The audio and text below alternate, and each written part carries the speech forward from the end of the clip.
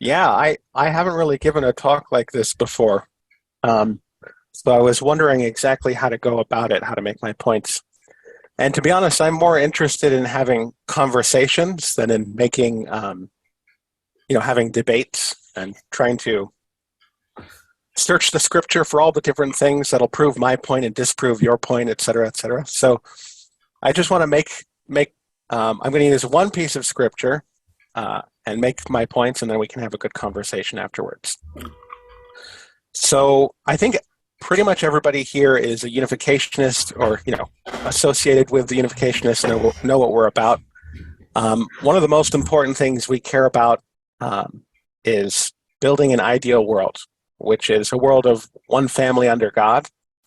We think that most of the problems in the world come from a misunderstanding and a misuse of love, and also failing to recognize that every human being is our relative, our blood relative through God. So, when you understand that, how can you do things like committing atrocities if you're a soldier in war, or committing many of the crimes that we see? Now, the problem is everybody in the world, there's pretty much this universal desire among human beings. We want to be happy, and we also want to be good. We want to think of ourselves as good. Pretty much nobody thinks of themselves as the villain, or even if they do, they think the people who are receiving my villainous treatment, they deserve it. So in a way, they're like an anti-hero. Even people like Vladimir Putin, he thinks that he's in the right. He's waging a just war in Ukraine. That and he's not a stupid man. He must know the things that happen in war, the atrocities that happen, and he must receive reports of the things that his soldiers have done in various places. But somehow in his mind, he's justified it, that this use of force is justified to achieve his end.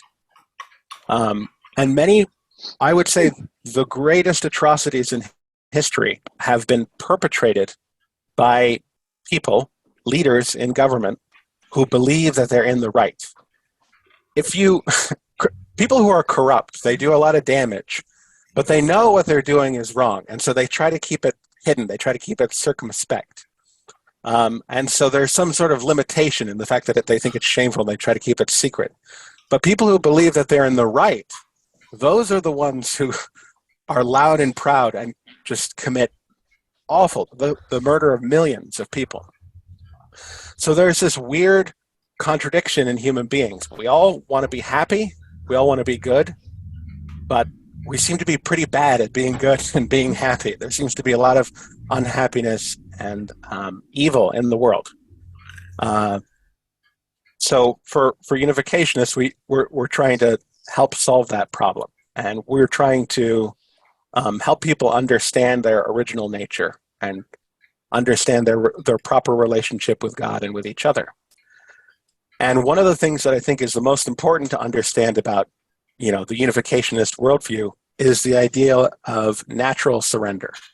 Okay, so Reverend Moon, who founded our movement, he was very clear that when you're trying to defeat evil or defeat Satan, who is the being that is considered the master of evil, you can't defeat him through force. You can't defeat him through the fist. You actually need to love your enemy, to love Satan, and win his natural surrender. And that's the only way that restoration can be accomplished. So, for instance, Reverend Moon and his wife were born and grew up in North Korea, and their families suffered under the regime of Kim Il-sung. Later in their life, they returned to North Korea and they embraced Kim Il-sung, even though he had committed atrocities in their country against their people, because they wanted to achieve the reunification of Korea. They wanted to achieve, peace and liberty for their fellow North Koreans, and they realized the only way that we could make progress is by loving the enemy. We can't hate the enemy. You can't win victories for restoration through hate. And as a result of the actions of Reverend and Mrs. Moon, North Korea started to become more and more open to the world. And we've had there's been a lot more exchange. There's been economic exchange, cultural exchange, a lot more peace talks. And today, if you wanted to, you could go visit North Korea as a what do you call them? A tourist. You could go visit as a tourist to North Korea. These are things that were not possible before the attempts of Reverend Moon to open up North Korea. So what I want to say is, even though things in Korea are not yet completed, them going in and they opened the door, right, through love. They believed in this idea of natural surrender, and they lived it. To our country today, where we have this really strong culture war going on. And this culture war is really about, what is the future of our nation? What is the spirit of our nation? What's going to be the future that our children grow up in? What are they going to believe in? And people have very strong opinions on all sides. I think there are a few issues that are like really hot points within the culture war. One of them is the LGBTQ education in public schools. Another is the gender transition of children. Another important topic is abortion. And another one is gay marriage. And on both sides, people hold, in a sense, good faith opinions on both sides, based on what they believe is right, based on what principles they have. Now, on the right wing, people feel like teaching children, giving people LGBTQ content in their public education is tantamount to child abuse. On the left wing, the far left, people say denying children who may be LGBTQ themselves this type of education, that's the real child abuse. And so people are afraid of damaging the children on both sides. And so what we're turning to is both sides are looking to win elections so that they can get control of the public schools, they can get control of the policy, and institute the policy that they personally agree with. Now, there are two problems with this. Number one is that the US government isn't particularly good at solving problems, and it's quite good at creating them. And number two is that all government action is ultimately backed up with the threat of force. This is kind of a fundamental idea of political philosophy, is that the government is the one that holds the monopoly on the use of force.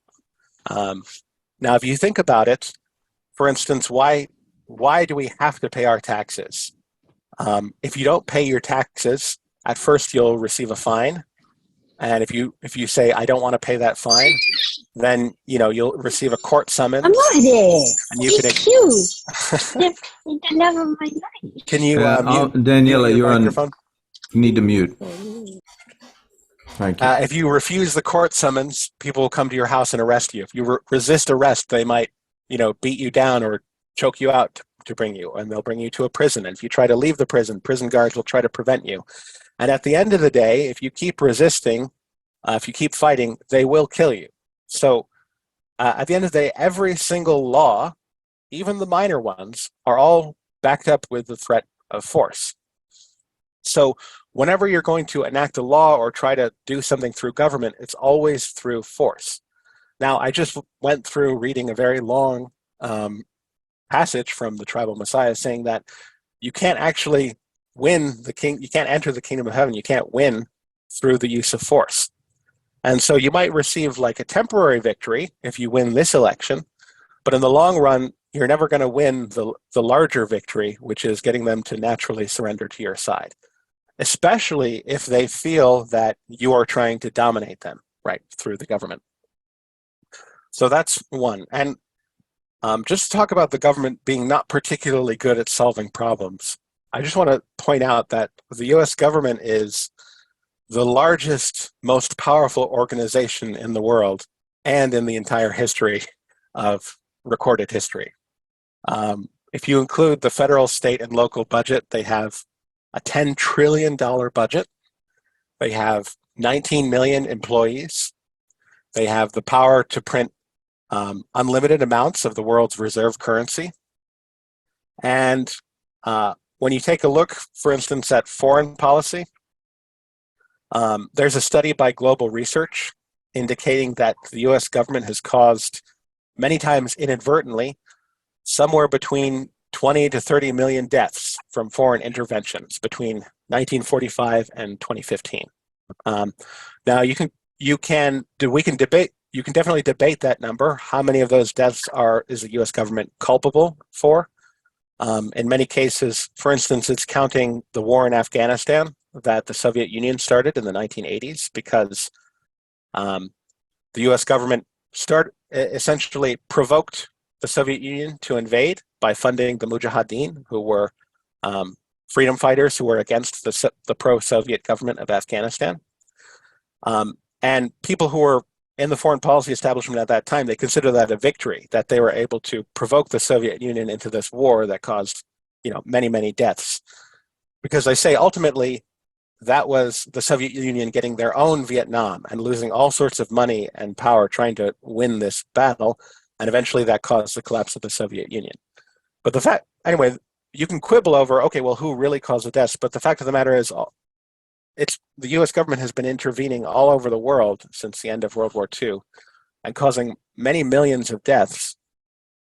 That's something we don't really hear much about in the public discourse, but it's true. And in many of those cases, the U.S. government didn't even achieve its intended goal.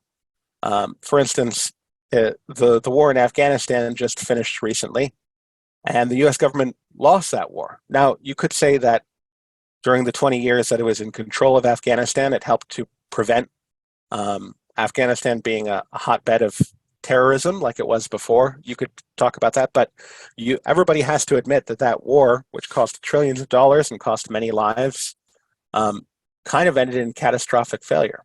So from a foreign policy viewpoint, I think the government's not particularly good at achieving its ends.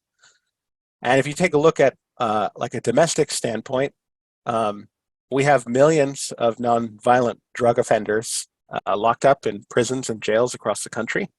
And both sides actually agree that the way that we're pursuing the war on drugs is not working, and it's actually not good to lock people up for all these nonviolent crimes.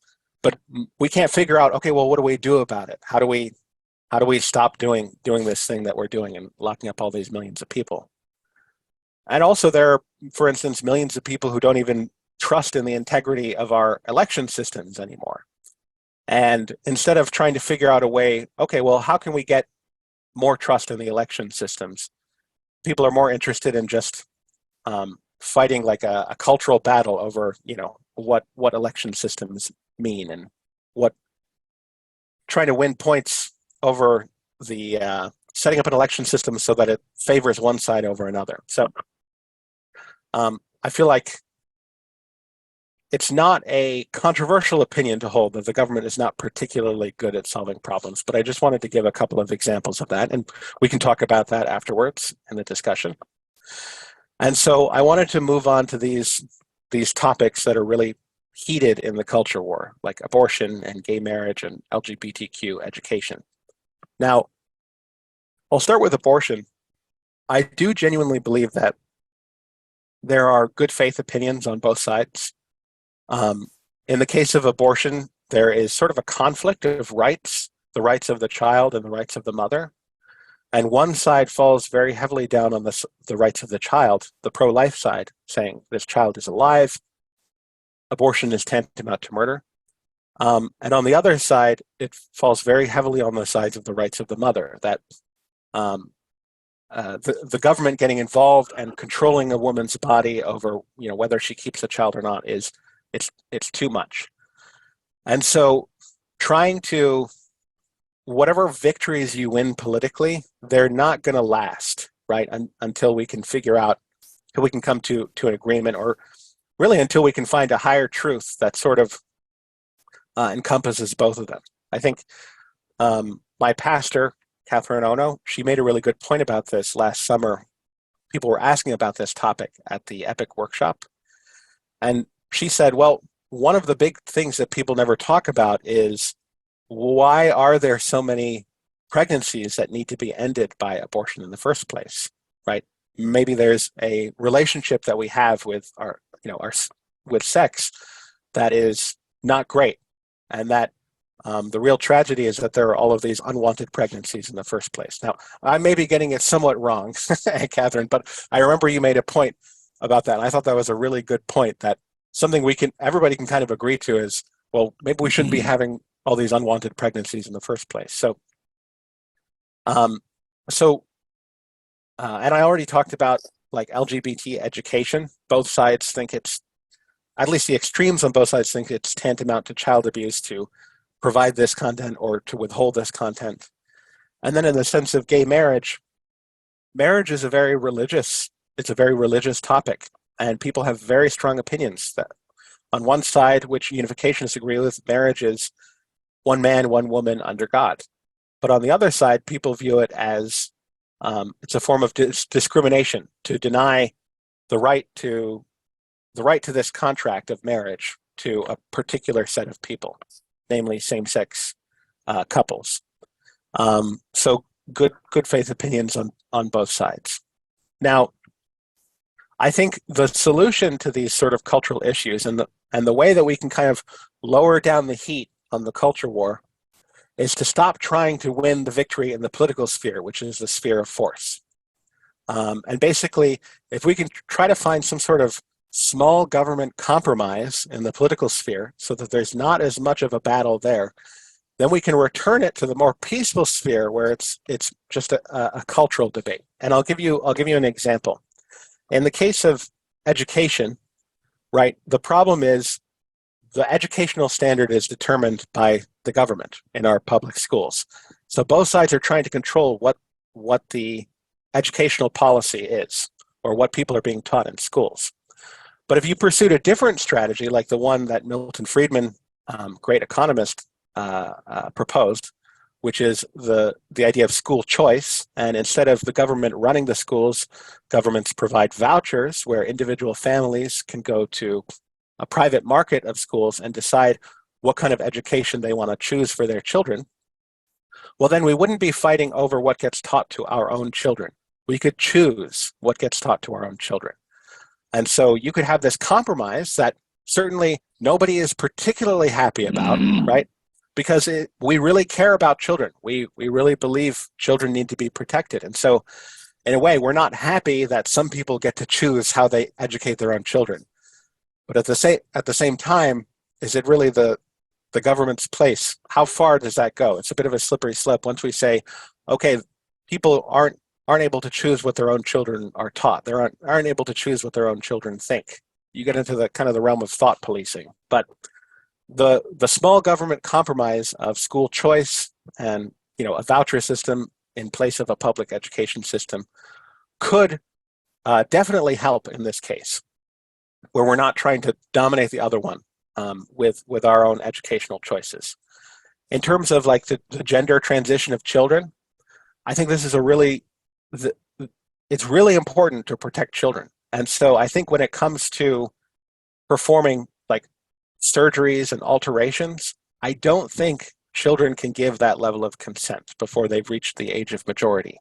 And so I think the compromise there, which most people agree with, it's only the very fringes that disagree with this, is, before a child reaches the age of 18, they can't consent to having some sort of surgical or hormonal treatment. But when it comes to how they express themselves and what type of education they get, that should be left up to the parents, right? Some parents believe it's the right thing to do to allow their child to express in a certain way. Other parents believe, no, the child should try to express as their biological gender, and eventually they'll figure it out after after puberty is done, they'll figure out that they're happy in their own body.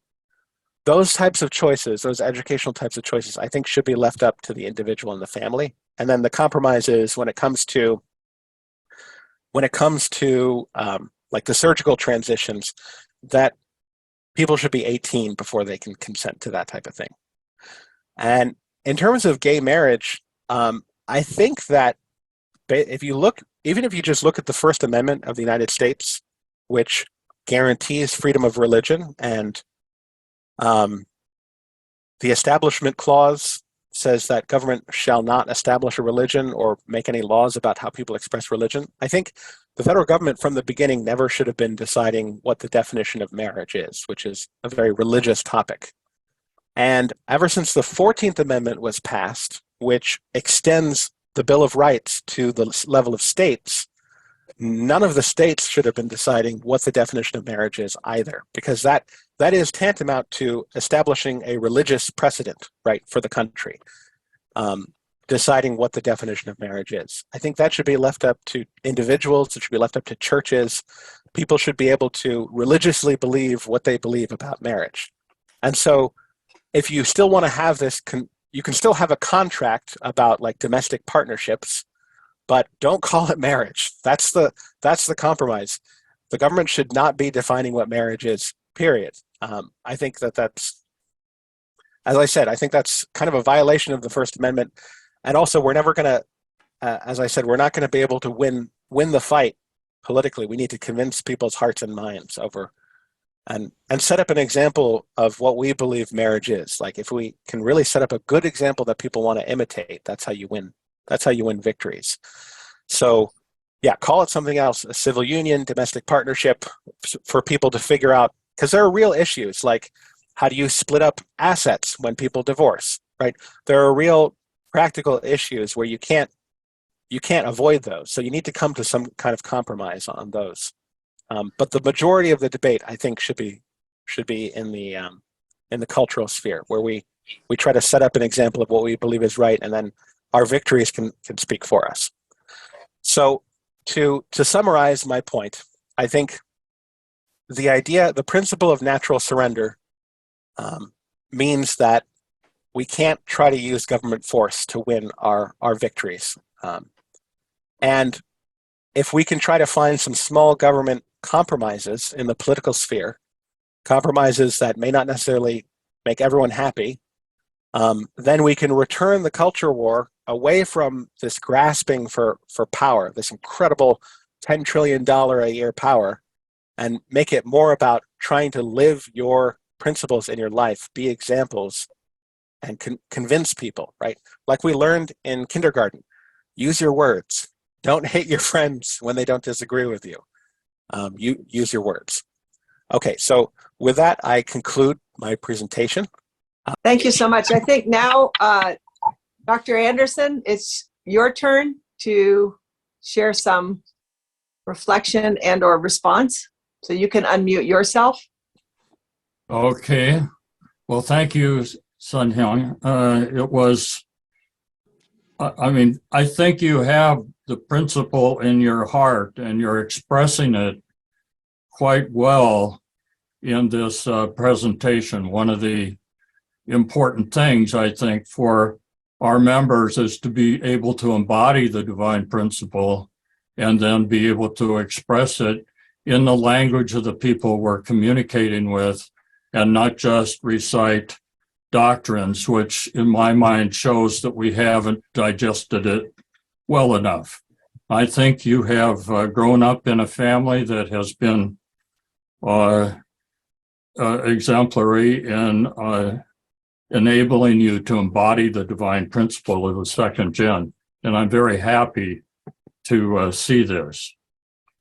Also, most of the basic points that you made, I agree with. I would just have to expand or put some,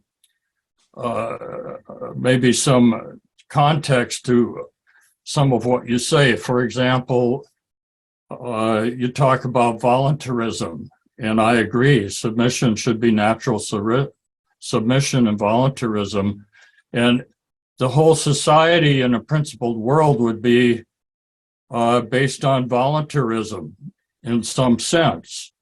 And we talk about consent of the governed in American Constitution and Declaration of Independence.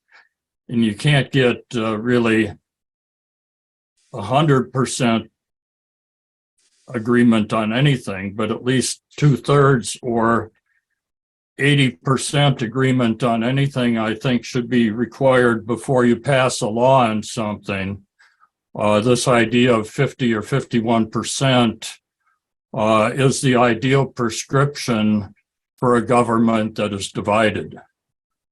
So we talk about the evils of one party, but two-party government is probably the second worst form of government, in which things are divided 50-50 the way they are. We pass one of the things we ought to emphasize is I think, is that anything needs a consent to the governed. And that means a larger amount. Satan has claimed social institutions, and in my last book, the book just came out as an ebook, Integral Society. I talk about the difference between individuals and social institutions. So we can talk about an individual having God consciousness and loving others, but it's hard to have social institutions, even economic or cultural or political institutions, love other people. Institutions are structured with goals and processes built into them, and they will pursue those goals regardless. For example, you look at the free market and economic institutions, they're going to pursue profits regardless of anything else. And that's the highest principle of an economic organization. So you can't ask an economic organization to love.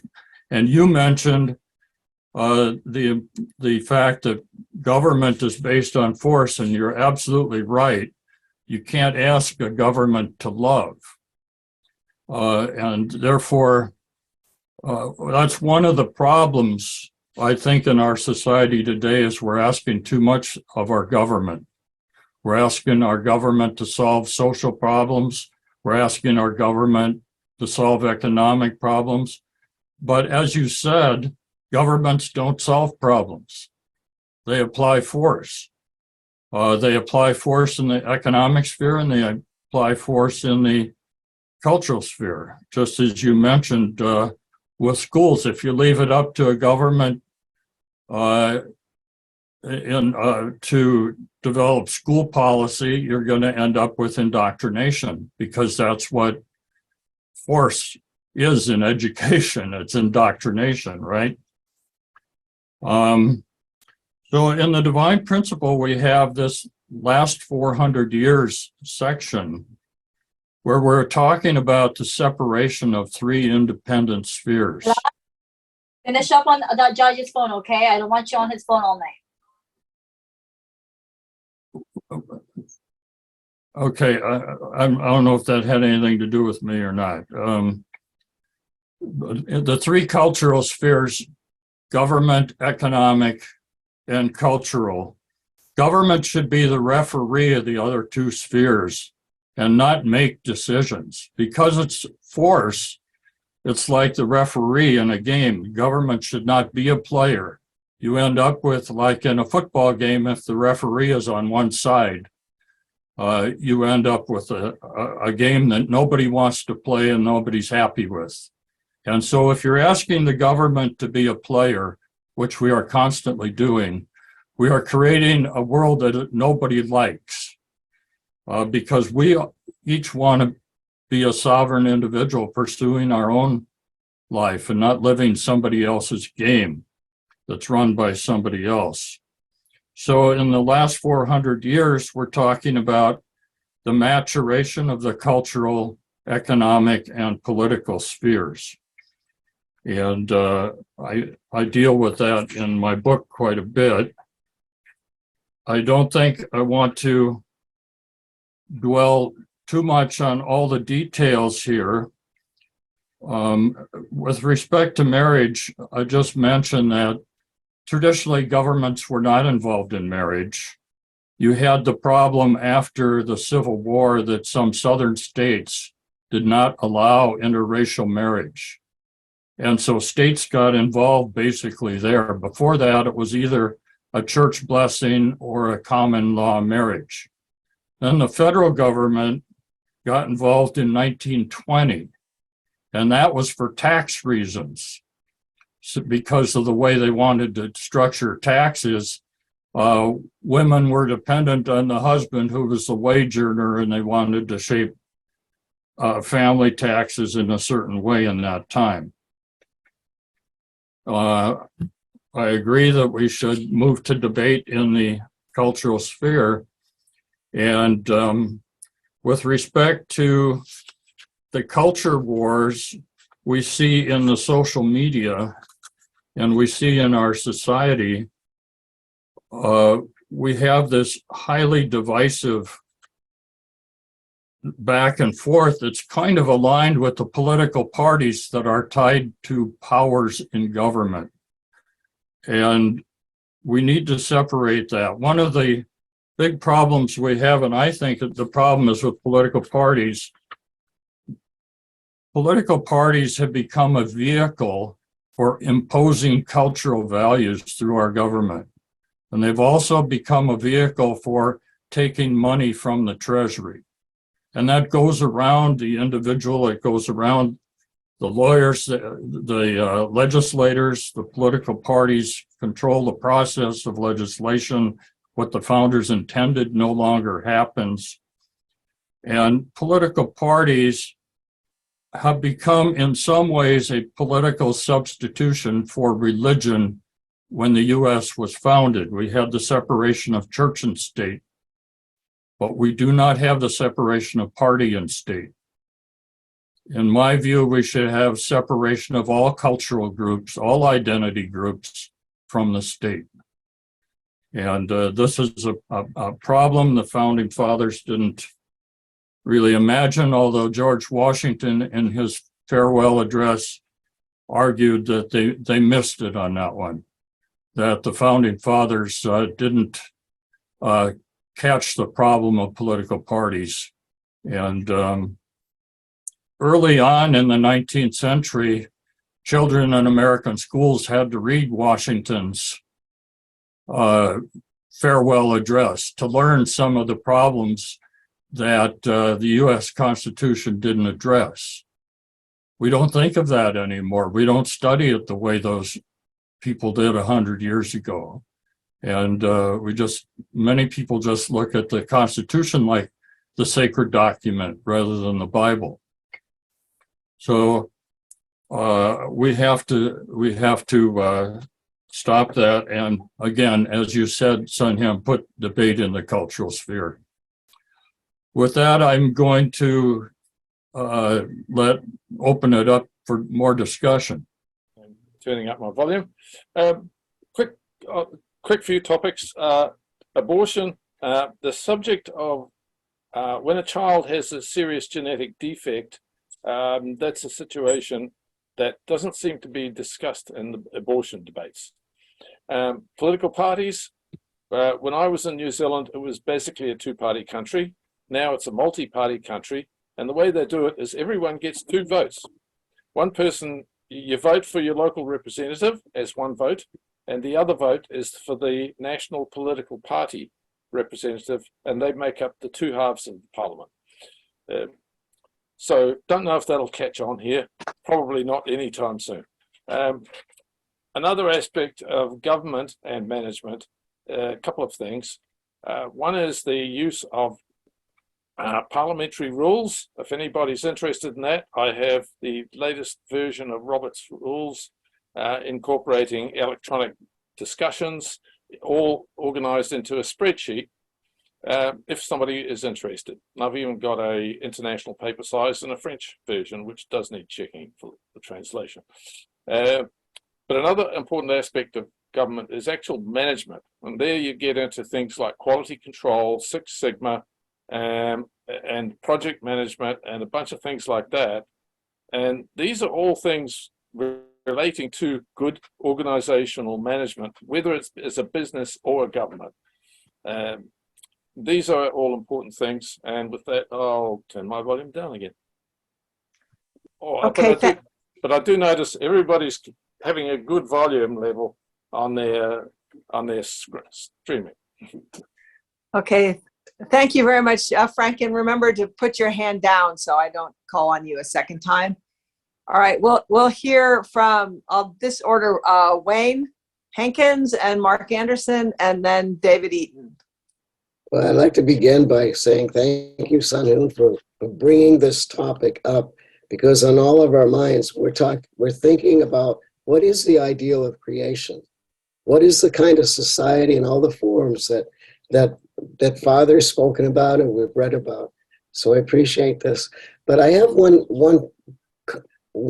thing I want to ask you. Where do we go from this point regarding a bill, House Bill 8404 in Defense of Marriage Act that eliminated DOMA, and it created a document where the government has said, if any federal employee, state employee opposes same-sex marriage, transgender, anything, if they voice a complaint or they oppose it, they can be sued by the DA.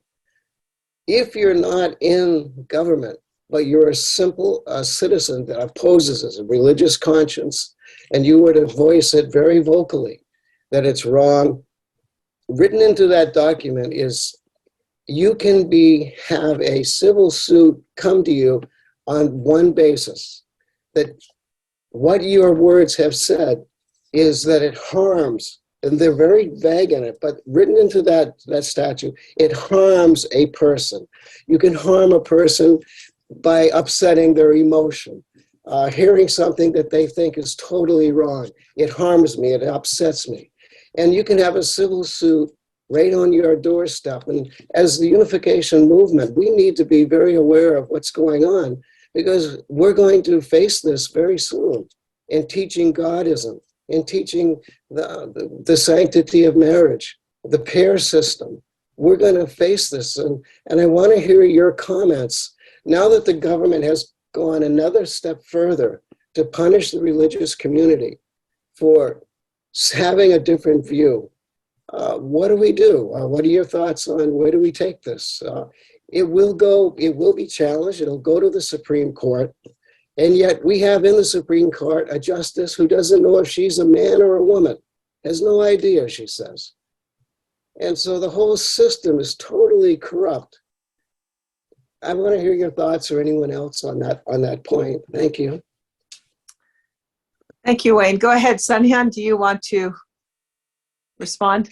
Yeah, I think that's, obviously that's definitely a violation of the free speech aspect of the First Amendment. And I don't think that the government should be making decisions of that nature. I guess where we go from here, I think there are actually a lot of people who are looking for like a common sense approach. And most people I talk to, when I say, hey, I think the government shouldn't be defining marriage, right? Most people agree on both sides. So if you can build a coalition, like a headwing coalition of right-wingers and left-wingers who agree to that, then you can kind of prevent the government from using this like abuse of power. And also, I want to say that I think absolutely words, when you talk about words harming, you get into really dangerous territory. I think that, I see a comment. It's a battle between two principles, free speech and discrimination, and free speech is on the defensive. Yes, that's absolutely true. But yeah, I don't think that just speaking what you believe should be considered a form of violence, because then speech is violence, and then thought is violence, and then you're locking up people for what they believe. And I think most people you can find a coalition that's a majority, a healthy majority in this country who believe that on both sides of the political spectrum. So work with those people, I would say.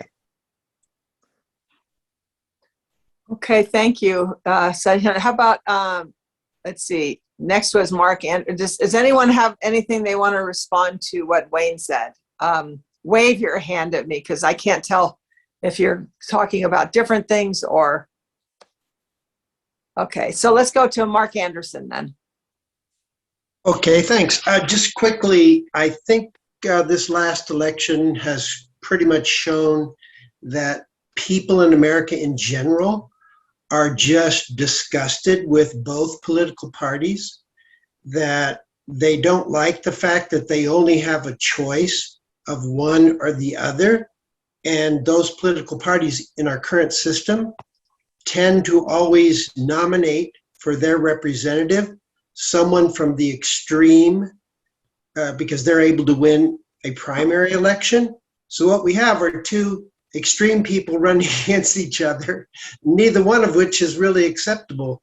And so I think the solution could be a system called ranked choice voting, whereby you vote for your top person, but then you can vote for a second or third. And then I'm not going to explain the whole process because we don't have time. But what happens is if nobody gets 50% of the vote, then the next votes are counted. And at the end of the day, it's more likely that somebody who's more moderate or in the middle or willing to compromise or is more of a headwing type candidate will end up getting the most votes. And so I think we, at least from my point of view, as a person who has been very much involved in the political system, I have seen it get worse and worse and worse. The extreme partisanship is no longer acceptable to people. So I believe we have to find some new way forward, and I'll just throw that out as an idea, but that's it for now, I think. Well, great. Thank you, Mark. I'm glad you didn't go into the detailed description of ranked choice voting because I think my eyes would have started to glaze over. Let's hear from, let's see. Sunhyun said ranked choice voting would be a great reform for everyone. All right, so thank you. So David Eaton, followed by Kathy Winings, Tyler Hendricks, Joe Leonard, and Jim Edgerly. If you're confused, just look in the chat. I listed the order there. Well, hi, everyone. Thanks for comments from both Gordon and Mr. Miller there, and his great work with the EPIC workshop. I'm grateful for that.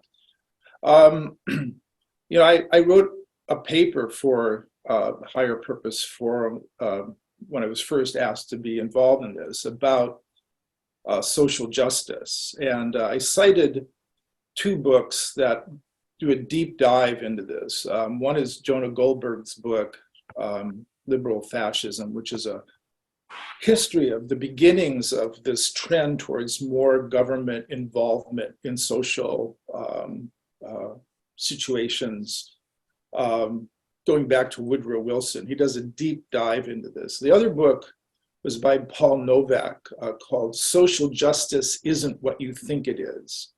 And both Goldberg and Novak cite the origins of the term social justice. And it came from a 19th century Italian priest, Father Luigi Tapparelli. And Tapparelli made the point that there are two kinds of justice. One is the civic justice that we use in the courts and in society to mitigate certain, or to promote certain laws and make sure that we mitigate bad behavior through lawfulness. But social justice, from Tapparelli's point of view, was the justice we work with in our families, in our churches, in our private institutions, apart from the government. That was the original meaning of the term from Tapparelli's point of view. The Catholic Church seized upon this, and according to Novak, in his book, that several popes wrote encyclicals about the need for religious protections from the church, and to Wayne's point about free speech and moral values, et cetera, we do have to be careful now. It's the encroaching of government into these areas of church and family in the name of social justice is deeply, deeply concerning, and something we, as a movement, especially what's going on in Japan right now, the attack on the church in Japan and religious rights is a big deal. So I just wanted to cite those two books. I'll resend you, I can resend the paper I wrote for Higher Purpose Forum, but I just wanted to cite that point to make the distinction between the civic justice and social justice, which should be apart from government interference. Great, interesting point. Thank you, David. Next, we'll hear from Kathy Winings, followed by Dr. Hendricks, or I should say Dr. Winings, followed by Dr. Hendricks. Kathy is fine. Okay. I'm going to take a little bit different tact on this one. My shtick over the last year and a half has been very different. My perspective on life has changed dramatically after nearly dying last year. So, I've worked in politics in the last year and a half, since 2020. I've been 2019. I've been working the polls and becoming very politically engaged, both before my near death and afterwards. And it's been very interesting because I've had a lot of conversations with people. I combine that with a conversation I had with God after he saved me. And his conversation basically with me after he brought me back to life was, he said, well, you know, theology doesn't save you, doctrine doesn't save you. I saved you through love. And people have asked me about, you know, am I disturbed by things such as the Florida law, the Don't Say Gay law, and the issues going on. People also know I'm a very, what one might call very liberal voter. I'm not very popular around here because of that in the church. People look at me and call me a very ultra radical person. Almost, some call me a communist actually, because I vote Democrat. But I said, no, I'm not worried about the abortion law. I'm not worried about the gay rights issue, LGBTQI. Heck, I even, you know, I had to work at Bard this time, and their restrooms are what they call now non-sex bathrooms. I felt I was back in Korea. You know, I walked in the restroom. I said, did I go into the wrong restroom? No. All public restrooms are progressive. You know, so I'm getting used to this. But they said, well, shouldn't we fight this? I said, no. I said, you don't fight this legally. It is what it is. It passed us by. We could have years ago spoken up and been involved politically, locally, in school boards, and this is how you get our voices heard, but we didn't do that. So we missed our opportunity years ago. Mm-hmm. So what do we do now? My view is you love people. And that's my attack. And I have changed people through that by loving them unconditionally. Unconditionally, regardless of, some of my best friends were gay. They started out as gay and changed to a degree, of transitioned. A third one has not, but they're no longer active. I mean, people change through love. Anything is possible. God made that very clear to me. He said, I brought you back from the brink of death 3 times because of my love. So I believe in that now completely. So I look at this and I look at government, and I agree with a lot of things that Sunhyun said. Sunhyun said in that sense, it is what it is now. And you change people not by through fighting them. You change them by moving their hearts. And I agree. I don't think we need to get involved in religion in government in that sense, because that's a dangerous mix. And government politics and just imposing our policy, you know, our system isn't going to necessarily solve it either. People used to say, well, just let's impose our own brand. Well, hello, we've not been so successful as a church either, you know, in governance. We don't have the answers yet either, because we haven't established headway. You know, I would rather find people whose hearts that can be changed and develop that sense and connection with God, who feels that love of God so deeply in their veins, but have the vision. I'd love to find a good 40-something-year-old person with the wisdom of politics and have that connection to God and have them be in government and be involved. That's who I'm looking for in 2024. I don't want an 80-year-old in the office anymore. Thank you, Kathy. Well, that's what I'm looking for. Preach it, girl. I think we might all be agreed that we would prefer not to have an 80-year-old in the White House, but I don't want to. My role is to moderate here. So, yes. How about Dr. Hendricks? Would you? Oh, don't forget to put your hands down after you've shared. Dr. Hendricks, would you like to speak now? Yeah, Tyler's fine. Okay, Tyler. My wife said my title is my results. My results are my title. Just a couple of points about this thing of taking government policy out of marriage altogether. That's very radical. I think it sort of fit when there was one religion in Europe, Catholicism, government was not involved in marriage because everybody was Catholic and the church ran it. Then when the Protestants came, then there's a multiplication of different religious bodies. Then that's when it was Calvin originally, who sort of said, well, we've got to have one overarching, structure or system for marriage. So it should be the government because religions all are dividing now. So going back to taking government out of marriage would sort of, it could become just such a circus. I mean, anybody who wants to could say they're married. There's three of us. We're married. In other words, there's going to be no. That means out of marriage means there's no involvement with marriage. You're not asked on any form, are you married or not? There are no tax issues, no divorce issues, no property issues, no nothing. It makes kind of marriage meaningless. But it's an interesting idea. It's an interesting idea. And also, I think it'd be good for government to possibly, at the same time, get completely out of education and put it into private hands. Free market for education, too, I think.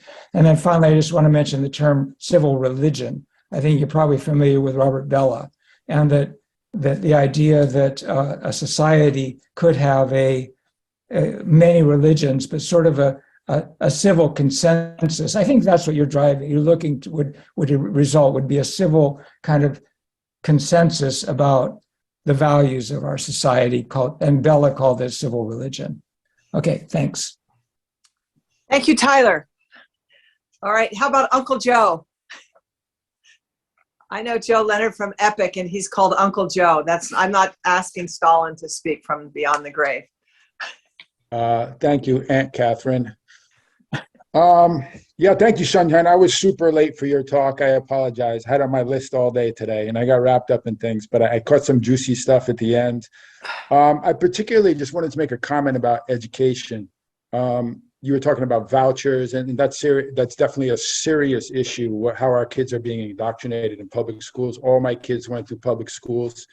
But I wanted to share from the perspective of having worked in public schools for the last 15 years.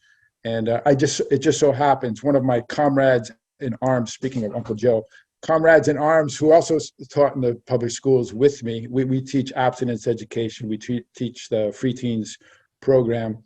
And between the two of us, we had lunch today. I haven't seen him in many years. We probably taught close to 100,000 students over the last 15 years or so in the state of New Jersey. And in terms of trying to regulate and protect what happens in the schools for the sake of our children, New Jersey, I would say, has one of the most liberal curriculums around in general. It depends on the school district. But what I also found out is that there are mechanisms in place in the public school system, usually board meetings that happen once a month, where parents are invited to participate. And what I've seen over many, many years is parents almost never go to those programs, and parents have incredible amount of power if they show up. And even in the most liberal school districts, I'll give you an example. I taught our curriculum in a particular school district, and I did not know that the school district I was teaching in was already targeted by the LGBT movement. This was one of their their prized school districts. They were going to control everything about this school district and make sure their curriculum was in place. So my program did not say anything against same-sex marriage or anything like that. It's just that we didn't promote it. But that was enough for them, that we didn't promote it. I was now their enemy, that I was speaking about relationships and sexuality, but I was not promoting LGBT views, right? One parent went to the school board and complained to me, complained to that school board and got me kicked out of that school. And we do surveys, and 90% of the feedback we got were students and teachers were totally positive and supportive of what we were teaching. It took one parent to get me out of that school district, right? So I've showed up at school board meetings in my own kids' schools. I've showed up at other school districts. People don't show up at those. I live in one of the most concentrated Mooney districts in the nation in northern New Jersey. We have hundreds of families that live within an hour radius of each other, and I've encouraged them to go to their school districts. You can change the curriculum, even the most liberal schools out there. It's a matter of numbers if you show up. And where those school districts are designed to hear from hundreds of parents in a given night once a month, 2 show up or 3 show up, or I've been there. So I also think this applies to our church. We want to see a lot of change, but we're just not organized in a way to use the mechanisms in the public school systems and the political systems. We're not organized to use them in the right way. It's remarkable how we are not coordinating or leveraging our ability to make that change. So here we're talking about a lot of these things, but what I've seen is those mechanisms are there. We're just not using them. So just a comment about education. Thank you. Thank you, Joe.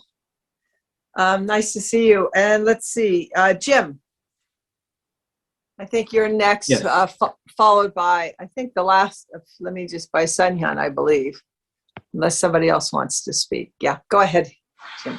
Well, I really want to thank both Sunhyun and Gordon for a really interesting session here. That's exactly what we want to be talking about at the Higher Purpose Forum. This is really right on.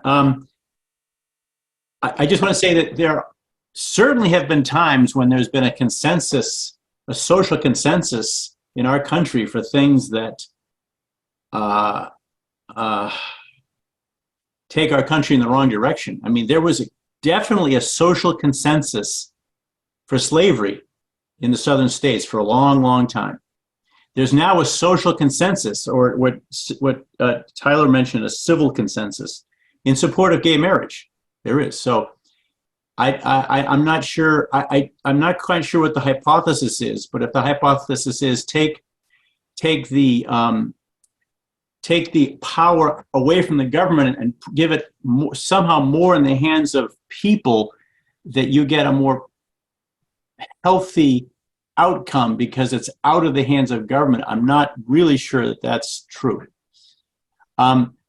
The second, but I just want to ask a question, a clarification from Sunhyun. Sunhyun, I'm not quite sure I understand exactly what your counter proposal is. Clearly, your critique is that the size and effectiveness of government has become a huge problem. And there's a lot of evidence for that. And then you're saying that we need to change the decision-making structure so it's out of the hands of government, and it's done. So I'm not sure exactly what your counterproposal is. I heard the counterproposal on education is school choice, which I totally believe in. But could you give us a more general sense about what the alternative mechanisms would be? Yeah, sure thing.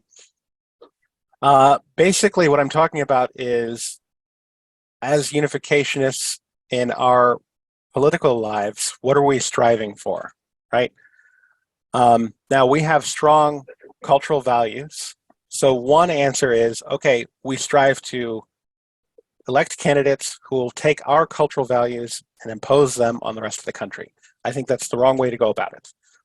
I think we need to basically try to reduce this. We should, advocate for reducing the size of government, reducing government's influence in the religious and cultural spheres. Because I think, like Dr. Anderson said, mixing force with love, it doesn't create good outcomes.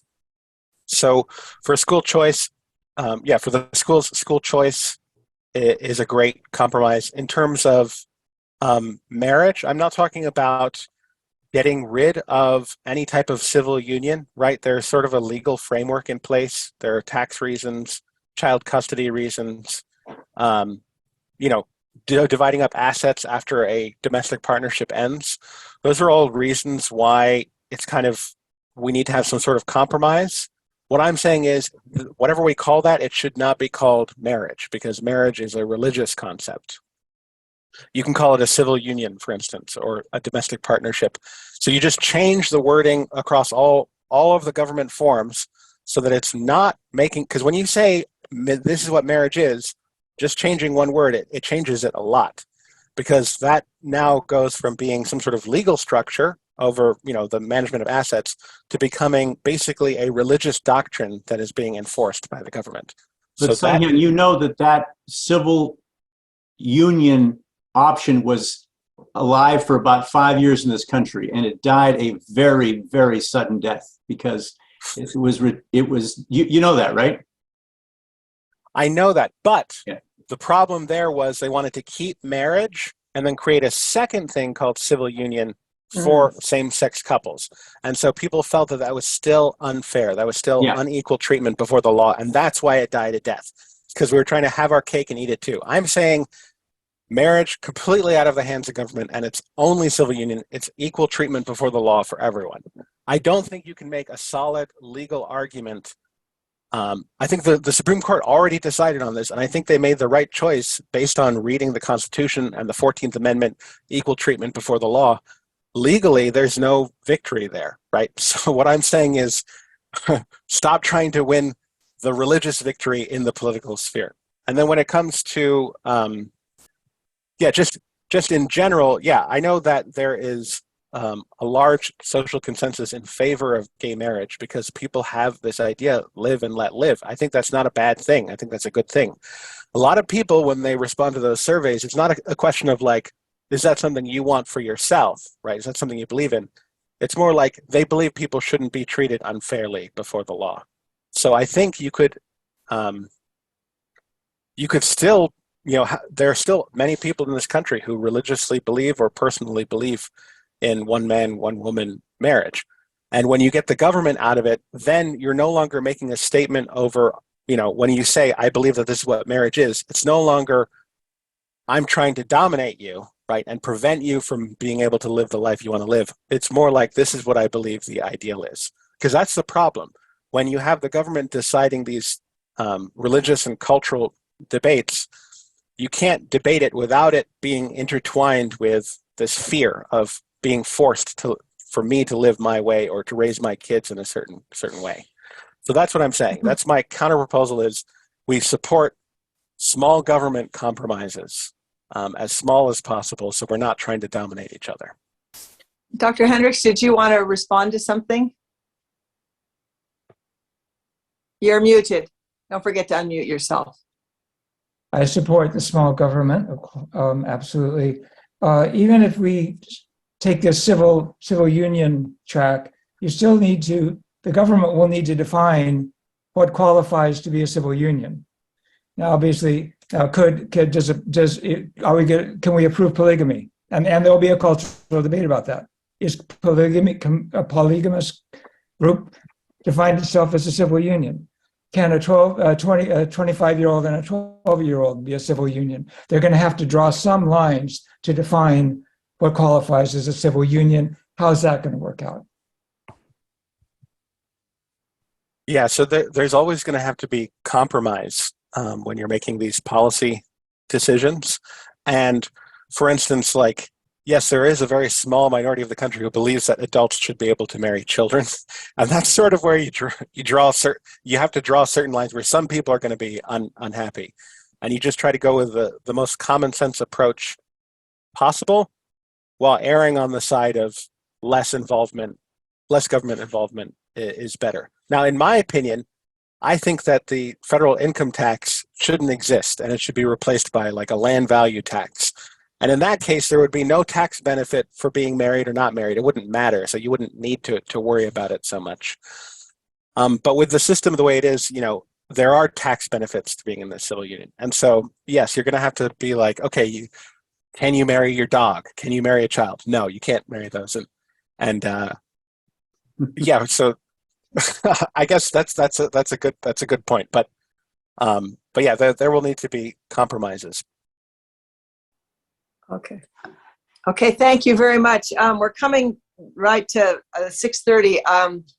I'm wondering, Sunhyun, do you have anything you want to say in final words? Otherwise, I will hand it back to Jim to end with any final comments. Just to say thank you to everyone for showing up and for really, really thought-provoking comments and questions. That was my favorite part of the whole thing. Jim? Well, thanks again, Sunhyun, and also Gordon. This is Gordon's second or third time speaking with us on Higher Purpose Forum, so we really appreciate him joining us. And thanks everyone for coming. We don't have anything else planned for this month. I will be sending out this recording, and so feel free to forward the link of the recording to anyone else who you might think would be interested in listening to it, and perhaps we'll find a way to have a follow-up conversation based upon today's discussion, because a lot of issues did come up. And then in January, we're going to have Dr. Mickler will talk. We're not sure the date yet, but his talk. He's on the call, Jim. Maybe you can nail it down for us. At least we could have him say hello to us. Yeah. Mike, do you want to say hi as you're the next speaker? Or you? I was sorry. I was working out on my exercise machine. I had to come over here, and sorry I was late for this discussion today. Very interesting. I came in just for the last half hour, so I'm not ready to set a date. I'm sorry, but I look forward to presenting next month, and I think Jim's in my history of Christianity class, and he wants me to talk about lessons from early Christianity for unificationists. So I look forward to doing so. Sure. Be happy to. Okay. I didn't get a chance to ask the question, but what I wanted to it's about the Constitution. Our Constitution kind of defines a lot about how we are able to live in freedom in this society, right? And our Constitution says that we're all created equal and endowed by our Creator with all these rights and things. It seems like at some point religion has to integrate with politics, with law. We were bringing up all these questions about marriage, and then what defines marriage? Well, ultimately, it comes back to, is there a God, right?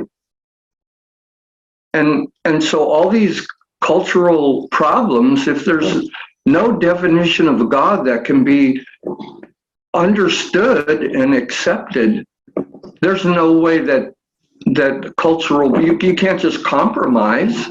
If we say we compromise, and it seems like what Sunhyun was saying, that just compromise with the government's views, that ultimately there is no right or wrong.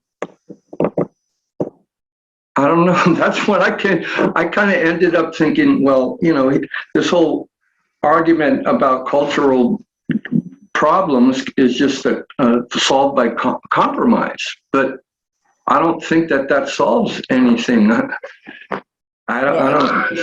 No, you're right. You're right, Jack. You're absolutely right. And in the discussions of Headwing that Father talks about in Book 10, we talk a lot about democratic process, but Father says democracy has no underlying ideological premise. It's just a process by which we go about governing, and compromise is part of the democratic process.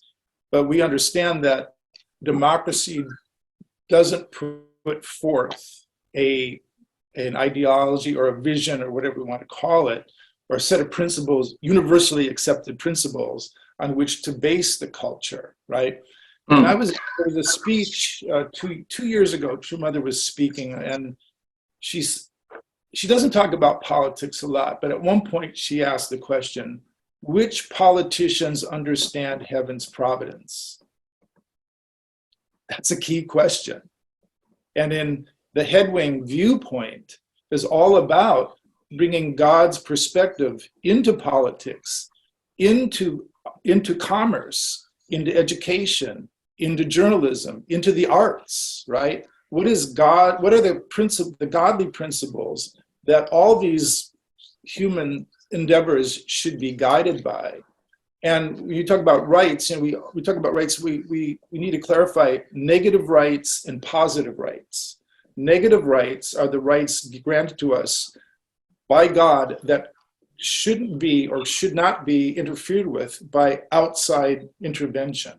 So you're right about the Constitution, and that the idea that the sovereignty of the individual, that individual freedom is essential to the kingdom of heaven. Without the individual freedom, like what Kathy Winings was talking about, without freedom, there is no love.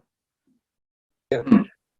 I'd like to make one comment on that, and I'm a little bit surprised that the writings of Toynbee, for example, The Decline of Civilizations, where he had moral corruption as being the internal destruction of societies.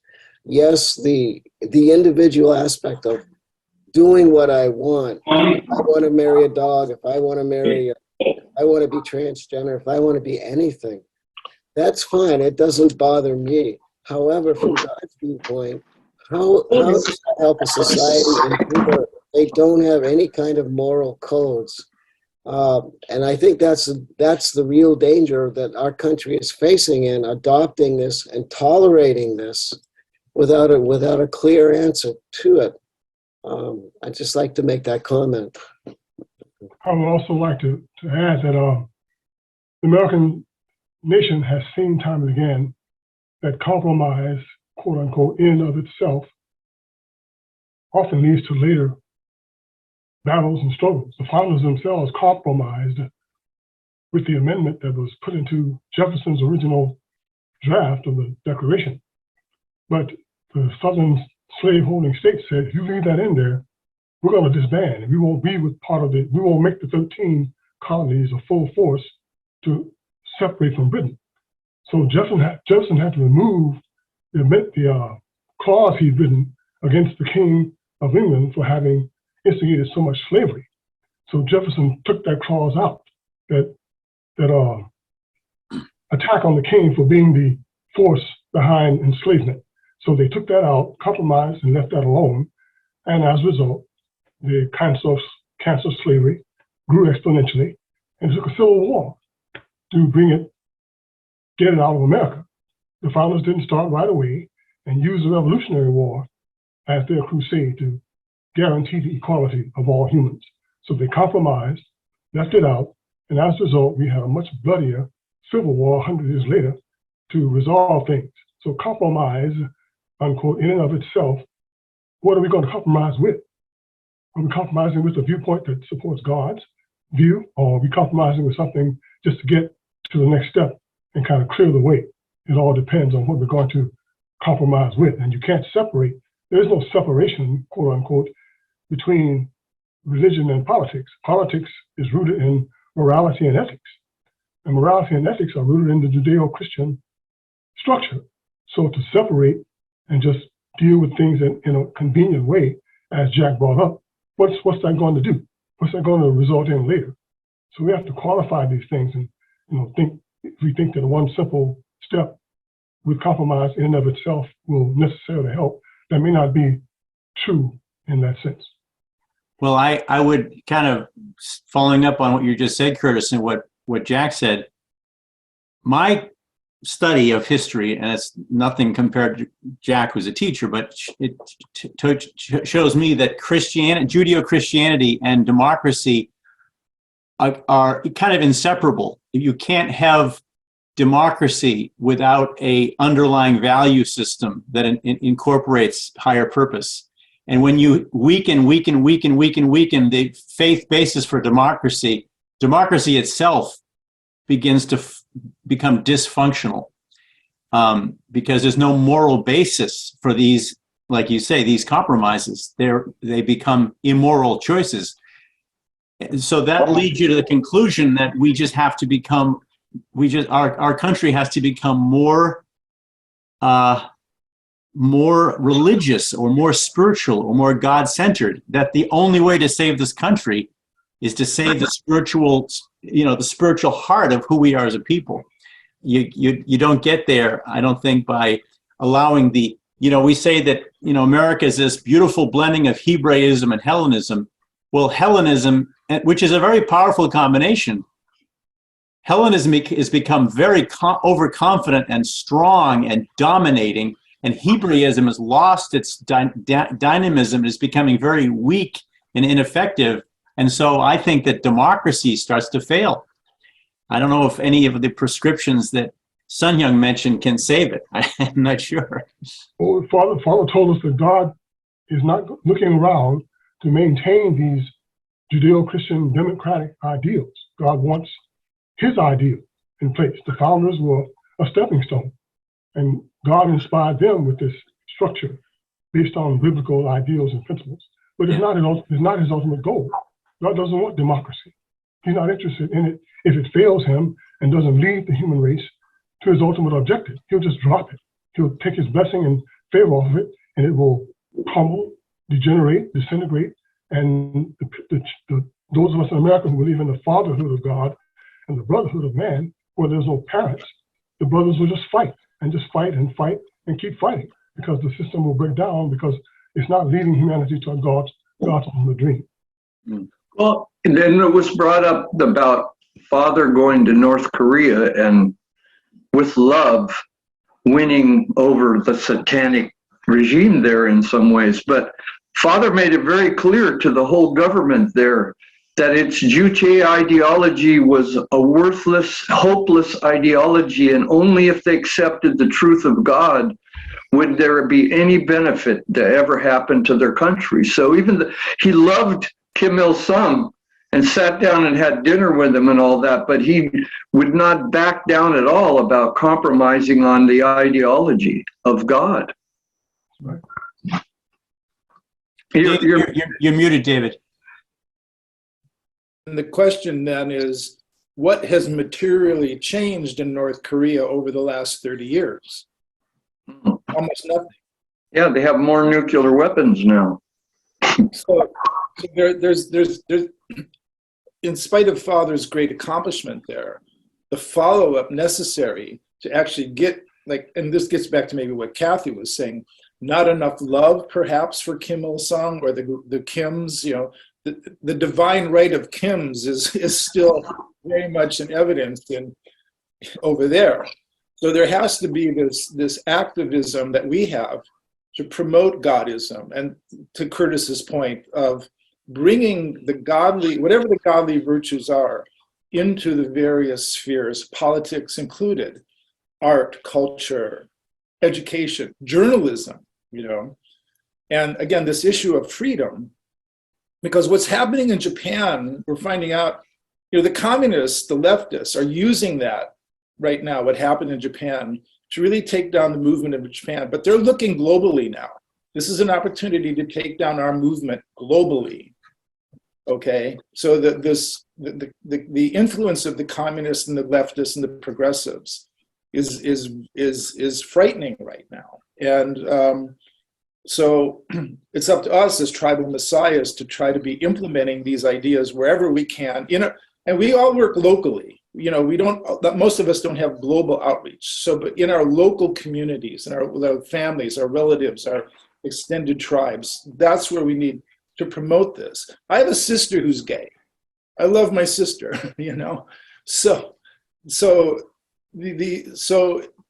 but she's made her choice. I respect that choice, and she has rights now.